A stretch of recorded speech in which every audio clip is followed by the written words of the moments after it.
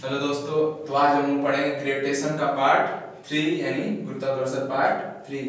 तो इसमें हम लोग को आज क्या पढ़ना है? पलायन वेग यानी एस्केप वेलोसिटी। तो सबसे पहले जानेंगे पलायन वेग क्या होता है। पलायन से मतलब आ रहा है कि किसी भी वस्तु का पलायन कर जाना, यानी कि एक स्थान से दूसरे स्थान पे पलायन कर जाना। यानी इसकी परिभाषा कैसे देखेंगे?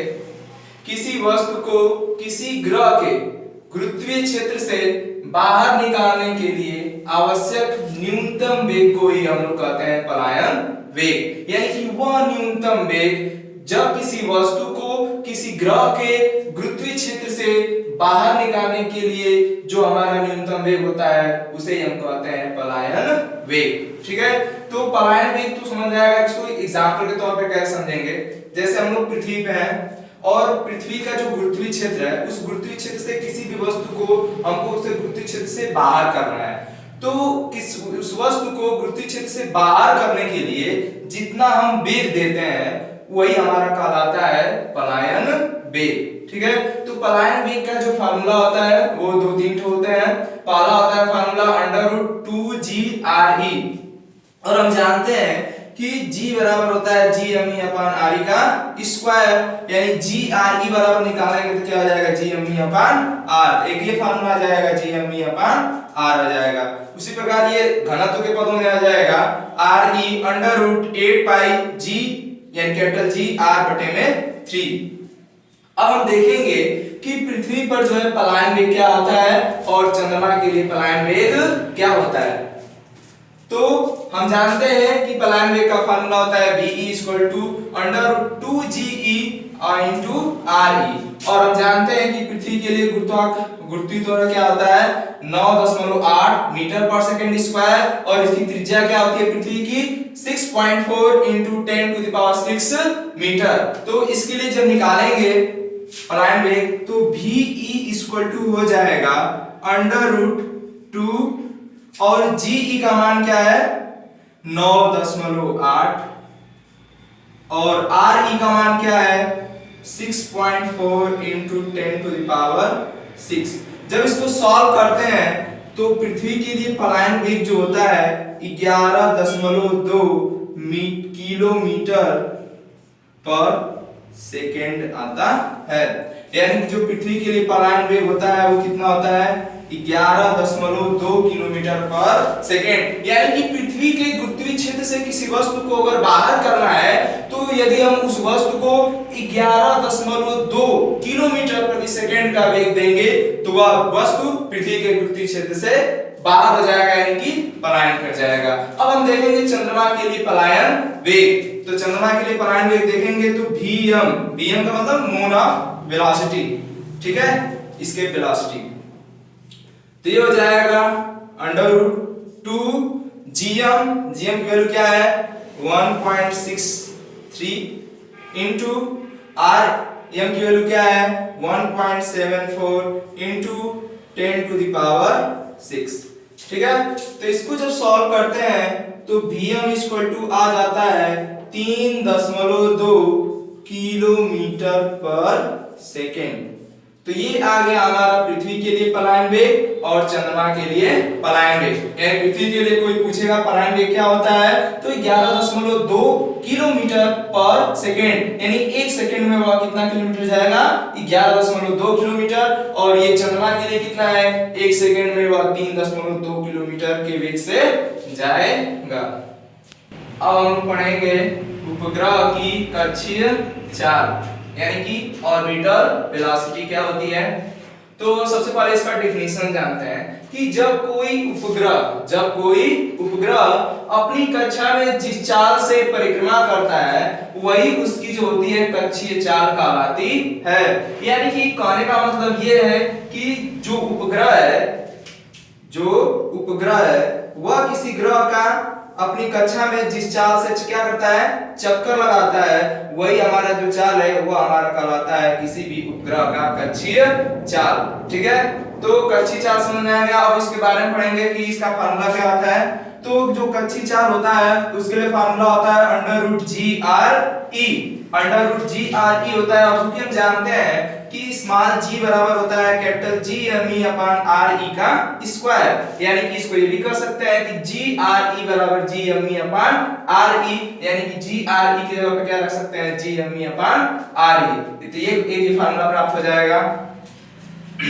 पृथ्वी तल पर कक्षीय चाल निकालेंगे तो कैसे निकालेंगे इसको, हम जानते हैं कि VO इक्वल टू होता है अंडर रूट जी आर ई।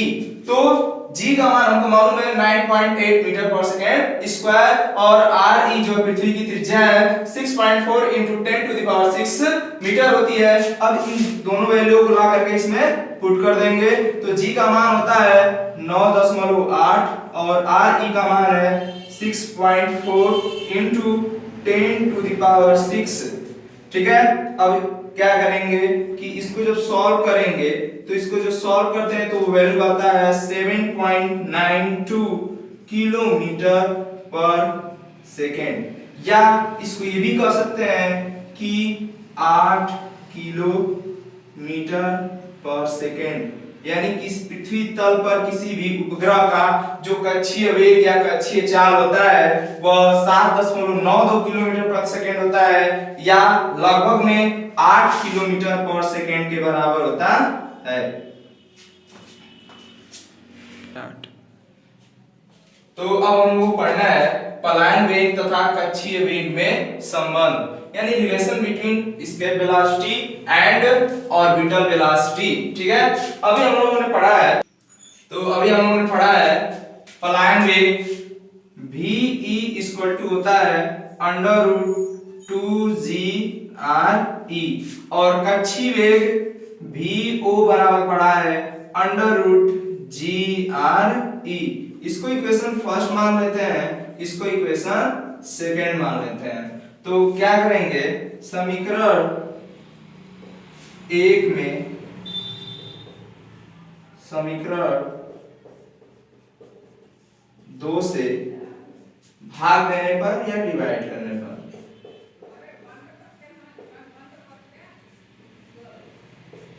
तो समीकरण 1 में समीकरण 2 से डिवाइड करेंगे, यानी VE अपॉन VO बराबर अंडर रूट 2GRE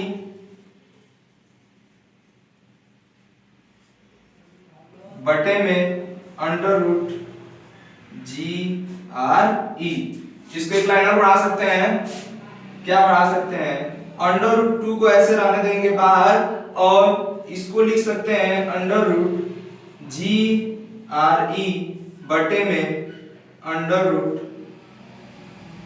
GRE, और GRE से अंडर रूट GRE क्या हो जाएगा, कैंसिल आउट हो जाएगा, यानी कि VE बटे में VO रिलेशन आ जाता है VE बटे में VO बराबर अंडर रूट 2। इसको इधर लाएंगे इस बराबर के इधर, तो VE जो हो जाएगा अंडर रूट 2VO, यानी जो पलायन वेग जो होता है वह कक्षीय वेग के अंडर रूट 2 गुने के बराबर होता है। यही आता है हमारा पलायन वेग और कक्षीय वेग में संबंध। अब हम लोग पढ़ेंगे पलायन ऊर्जा, एस्केप एनर्जी। एस्केप एनर्जी क्या होती है कि पृथ्वी तल से किसी पिंड को पृथ्वी के गुरुत्वीय क्षेत्र के बाहर यानी कि अनंत तक भेजने के लिए जिस न्यूनतम गतिज ऊर्जा की आवश्यकता होती है उसे पिंड की पलायन ऊर्जा कहते हैं। यानी कि पृथ्वी तल से किसी भी पिंड को पृथ्वी के गुरुत्वीय क्षेत्र के बाहर भेजना है तो जिस न्यूनतम गतिज ऊर्जा की आवश्यकता होती है उसी पिंड की पलायन ऊर्जा कहते हैं। जानते हैं कि पृथ्वी तल पर स्थितिज ऊर्जा होती है US बराबर माइनस GME स्मॉल m अपान RE, और अनंत पे जो है हमारी स्थितिज ऊर्जा होती है 0। ठीक है, तो अब हमको क्या करना है कि किसी पृथ्वी तल से किसी पिंड को पृथ्वी के गुरुत्वीय क्षेत्र के बाहर अनंत तक लाना है, तो लिखेंगे पृथ्वी तल पर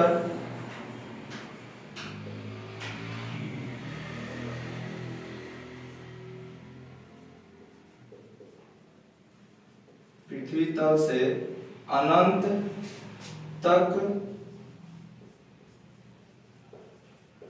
लाने में आवश्यक ऊर्जा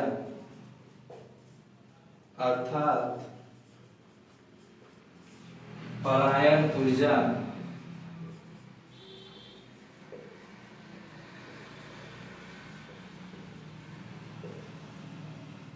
U E equal to U infinite minus U s. U infinite यानी अनंत पे जो पृथ्वी स्थिति ऊर्जा क्या है हमारी 0 है। U यस पृथ्वी तल पे हमारी पृथ्वी स्थिति ऊर्जा क्या है minus G M E small m upon R E। इसको सॉल्व करेंगे तो ये हो जाएगा हमारा minus minus plus G M E M upon R E. तो यू ई इक्वल टू हो जाएगा हमारा G M E M upon R E. अब हम ध्यान देंगे कि पृथ्वी तल से किसी पिंड को अनंत तक ले जा रहे हैं तो हमारी जो पृथ्वी तल पे स्थितिज ऊर्जा है यही तो हमारी गतिज ऊर्जा के बराबर होगी। यानी कि इसका एक और फार्मूला आ जाएगा U E equal to 1/2 m v e का स्क्वायर। यानी कि पलायन ऊर्जा जो है हमारी वह स्थिति ऊर्जा जो क्या हमारी गतिज ऊर्जा के बराबर है। तो U इक्वल टू हो जाएगा 1/2 m v e का स्क्वायर। अब हम जानते हैं कि स्मॉल g बराबर होता है g m e upon r e का स्क्वायर। ठीक है यानी कि G R E का स्क्वायर बराबर हो जाएगा कैपिटल G M E। तो G M E की जगह पर क्या रखेंगे R E G R E का स्क्वायर। तो U E इक्वल टू हो जाएगा G M E की जगह पर क्या रख देंगे G R E का स्क्वायर। G R E का स्क्वायर इंटू यम बटे में आर ई। आर ई से आर ई क्या आ जाएगा एक कैंसिल हो जाएगा। तो यू इक्वल टू हो जाएगा जी आर ई एम। यानी कि हमारे पलायन ऊर्जा के कितने फार्मूला प्राप्त हो गए। U इक्वल टू हो सकता है हमारा G M E small m upon R E या U इक्वल टू हो सकता है पलायन ऊर्जा बराबर 1/2 mve का स्क्वायर या U इक्वल टू हो सकता है GRE इनटू स्मॉल m। अब हम लोग पढ़ेंगे उपग्रह का परिक्रमण काल या आवर्तकाल जिसको कैपिटल T से डिनोट करते हैं। तो इसको देखेंगे होता क्या है किसी उपग्रह को अपनी कक्षा में एक चक्कर लगाने में जो समय लगता है उसे उपग्रह का परिक्रमण काल कहते हैं। यानी कोई उपग्रह है वह अपनी कक्षा में एक चक्कर में लगाने में जितना समय लेता है उसे ही उस उपग्रह का परिक्रमण काल कहते हैं। यानी परिक्रमण काल जो T होता है T बराबर होता है 2 पाई r। यानी कि उस उपग्रह की कक्षा की परिधि और बटे में वेग यानी कि हो जाएगा कक्षीय चाल। चूंकि हम जानते हैं कि कोई भी उपग्रह है वह ग्रह के चारों ओर क्या करता है चक्कर लगाता है। तो मानी कि ये एक चक्कर पूरा करने में यानी यहां से यहां तक चलने में एक चक्कर उसका पूरा हो जाएगा। तो एक चक्कर पूरा करने में वह जितना समय लेता है और हम जानते हैं कि समय बराबर होता है दूरी बटे चाल। यानी कि दूरी ये क्या है ये वृत्त है यानी कि वृत्त की परिधि क्या होती है 2 पाई r और इसकी चाल क्या हो जाएगी कक्षीय चाल के बराबर हो जाएगी। यानी कि T बराबर 2 पाई r अपान VU और VU इक्वल टू होता है G M E upon R E। Sorry root में रहेगा। तो VU इक्वल टू होता है under root G M E upon R E। अब VU की वैल्यू क्या करेंगे यहां पे लाके पुट कर देंगे तो T बराबर हो जाएगा हमारा 2 पाई r बटे में VO की वैल्यू क्या है अंडर रूट G M ई अपान आर ई। अब आर ई को ऊपर ले जाएंगे तो ये हो जाएगा हमारा टी बराबर 2 पाई। अब ये आर की घाते 1 है और ये ऊपर आएगा तो आर की घाते 1/2 हो जाएगा, पूरे का बटा under root G M E हो जाएगा, यानी टी बराबर हो जाएगा हमारा फार्मूला 2 पाई 1/2 और 1 यानी कि 1 + 1/2 यानी 2 1 जा 2 और +1 3/2 यानी r की power 3/2 upon root G M E. ये हो जाएगा हमारा फार्मूला। अब हम जानते हैं ये r बराबर आया है तो हम क्या करेंगे कि r बराबर हम ले लेते हैं आर ई प्लस एच, क्योंकि पृथ्वी तल से h ऊंचाई पर तो r बराबर हो जाएगा आर ई प्लस एच, यानी t बराबर हो जाएगा 2 पाई r के ऊपर क्या रख देंगे आर ई प्लस एच पूरे घाते 3/2 बटे में under root G M E. एक ये भी फार्मूला निकल गया। और हम जानते हैं कि स्मॉल जी, चूंकि स्मॉल जी इक्वल टू होता है जी एम ई अपान आर ई का स्क्वायर, तो जी एम ई के जगह पे क्या रख सकते हैं अंडर रूट जी आर ई का स्क्वायर। तो ये हो जाएगा टी बराबर 2 पाई आर ई प्लस एच पूरे के बटे 3/2 बटे में जी एम ई का क्या हो जाएगा जी आर ई का स्क्वायर, यानी कि अगर h की वैल्यू क्या लें 0 लें, यदि इफ h इक्वल टू 0 यानी h बराबर 0 यानी कि पृथ्वी तल पे हमारा जो परिक्रमण काल होगा वो क्या होगा, तो देखेंगे t बराबर 2 पाई h बराबर 0 हो जाएगा तो ये हो जाएगा हमारा आर ई पूरे के घाते 3/2 बराबर, और ये आर ई का स्क्वायर है तो आर ई इसमें से क्या हो जाएगा निकल जाएगा, तो ये हो जाएगा आर ई अंडर रूट जी। एक ये हमारा फार्मूला हो जाएगा। या तो हम इसको इधर लिख सकते हैं t बराबर 2 पाई, अब ये आर ई जो है ऊपर आएगा तो -1 हो जाएगा, यानी कि 3/2 और -1 तो करेंगे तो ये हो जाएगा हमारा आर ई अपान जी। एक ये हमारा फार्मूला प्राप्त हो जाएगा, यानी t बराबर 2 पाई इनटू रूट में आर ई अपान जी। अब देखेंगे कि पृथ्वी तल पे इसका आवर्त काल क्या होता है, तो हम लोगों ने फार्मूला निकाला है t बराबर 2 pi under root R E upon G. तो आर ई अपान जी से पृथ्वी तल पर परिक्रमण काल निकालेंगे तो t बराबर 2 pi under root R E upon G. और हम जानते हैं 2 पाई का मान होता है 3.14, रूट में पृथ्वी की त्रिज्या कितनी होती है 6 लिखते हैं t बराबर 2 गुणे 3.14, रूट में पृथ्वी की त्रिज्या होती है 6.4 गुणे 10 के पावर 6 और g का मान होता है 9.8। जब इसको सॉल्व करते हैं तो ये आ जाता है हमारा 84.6 मिनट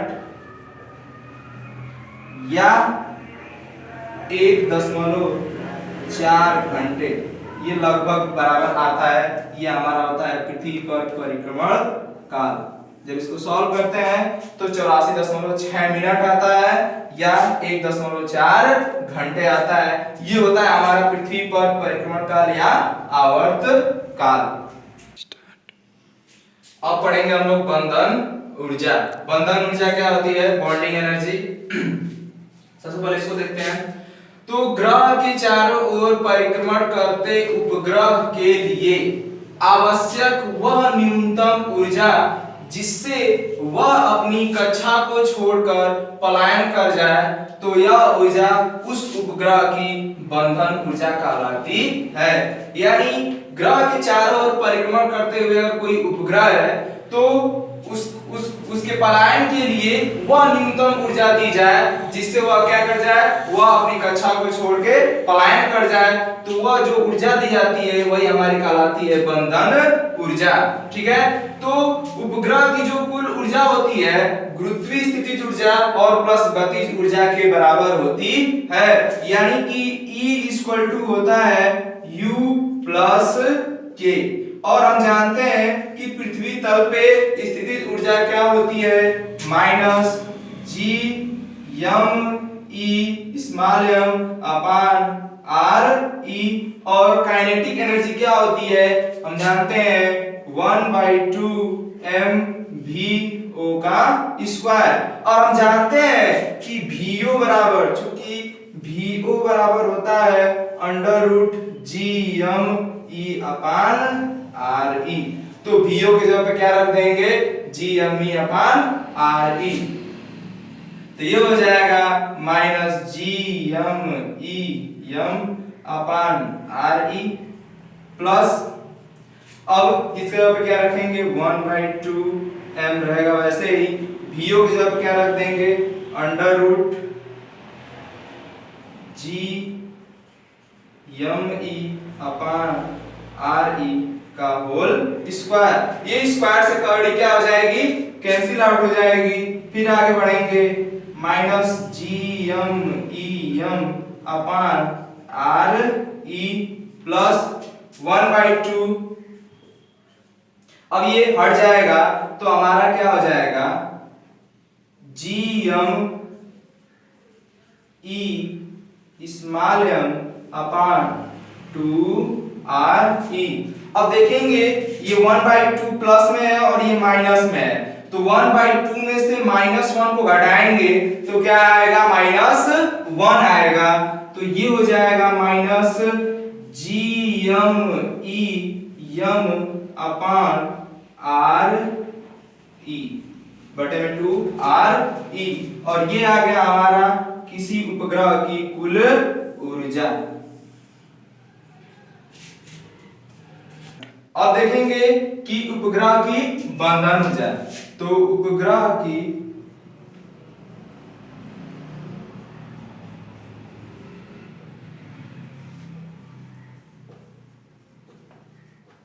बंधन जो ऊर्जा होती है E इनफिनाइट माइनस EB, यानी कि उपग्रह की कुल ऊर्जा के बराबर होती है। इधर आएंगे तो E इनफिनाइट यानी कि अनंत पर जो ऊर्जा होती है हमारी क्या होती है, 0, माइनस अभी हम निकाले हैं उपग्रह की कुल ऊर्जा कितनी है, माइनस G_m_E अपान 2RE minus G_m_E_m upon 2RE। अभी देखेंगे इसे सॉल्व करेंगे तो माइनस माइनस प्लस हो जाएगा, यानी कि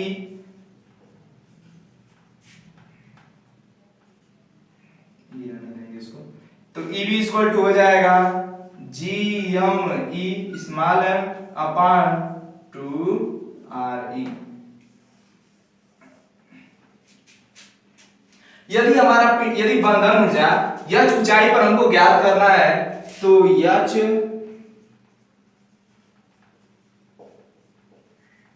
ऊंचाई पर हमारी जो बंधन ऊर्जा होगी EB equal to G_m_E_m upon 2RE plus h के बराबर होगी। ये आ गया हमारा बंधन ऊर्जा का फार्मूला, यानी कि EB इक्वल टू होता है bonding energy equal to G_m_E small m बटे में 2RE। हम पढ़ेंगे तुल्यकाली उपग्रह। तुल्यकाली उपग्रह क्या होता है, यदि किसी उपग्रह का आवर्तकाल 24 घंटा हो तथा पृथ्वी के विषुवत वृत्त के तल में गति करे तो वह पृथ्वी के किसी भी बिंदु से देखने पर स्थिर प्रतीत होता है और ऐसे उपग्रह को हम लोग तुल्यकाली उपग्रह कहते हैं। अभी हम मान लेते हैं कि सपोज हमारी पृथ्वी है, ये इसका विषुवत-रेखी तल है और ये हमारा ध्रुवीय तल है, ठीक है। तो कह रहा है कि यदि उपग्रह का आवर्तकाल 24 घंटा हो वह तथा वह विषुवत वृत्त के रेखीय तल पर क्या करता हो, गति करता हो, ठीक है, तो वह हमें क्या करता है, पृथ्वी के किसी भी बिंदु से देखने पर स्थिर प्रतीत होता है। अब इसमें पॉइंट क्या है, आखिर स्थिर क्यों प्रतीत होता है? स्थिर इसलिए प्रतीत होता है कि वह पृथ्वी के सापेक्ष क्या करता है, गति करता है। यानी पृथ्वी के सापेक्ष गति, यानी गति कैसे करता है, तो पृथ्वी हमारी जो होती है पश्चिम से पूरब की ओर अपने अक्ष पर क्या करती है, घूमती है। तो उपग्रह भी क्या करता है, पश्चिम से पूरब की ओर क्या करता है, घूमता रहता है पृथ्वी के साथ। इसलिए पृथ्वी के किसी भी बिंदु से हम देखेंगे तो जो तुल्यकाली उपग्रह है वह स्थिर प्रतीत होते हैं और ऐसे उपग्रहों को हम लोग कहते हैं तुल्यकाली उपग्रह। और जो ये उपग्रहों की ऊंचाई होती है पृथ्वी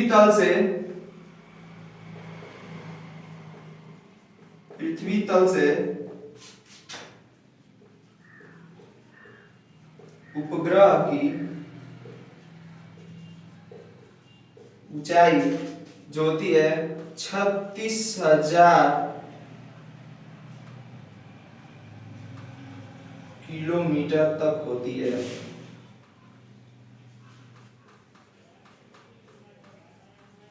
यानी कि यदि किसी भी उपग्रह को हमको सैटेलाइट में अंतरिक्ष में सेट करना है तो पृथ्वी तल से हमको कितनी ऊंचाई देनी पड़ेगी, 36,000 किलोमीटर ऊंचाई तक उसको क्या करना पड़ेगा, सेट करना पड़ेगा। अब हमको पढ़ना है ध्रुवीय उपग्रह।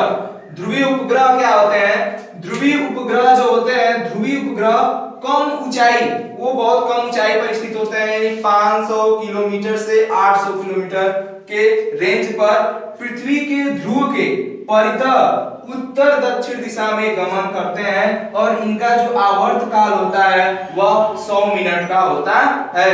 यानी जो ध्रुवीय उपग्रह होते हैं वह ध्रुवीय तल पर, यानी कि ये वाला जो तल है ये ध्रुवीय तल पर उत्तर से दक्षिण दिशा में गति करते रहते हैं और इनकी ऊंचाई जो है बहुत कम होती है, लगभग 500 से 800 किलोमीटर होती है। तो इसमें दो क्वेश्चन बनते हैं कि तुल्यकाली उपग्रह जो है किस दिशा में गति करता है और ध्रुवीय उपग्रह किस दिशा में गति करता है। तो जो तुल्यकाली उपग्रह होता है वह पश्चिम से पूरब दिशा में मूवमेंट करता है, गति करता है, जबकि ध्रुवीय उपग्रह जो होते हैं उत्तर से दक्षिण दिशा में गति करते हैं। तो वीडियो अच्छा लगा हो दोस्तों तो लाइक कीजिए, शेयर कीजिए और सब्सक्राइब कीजिए। Thank you.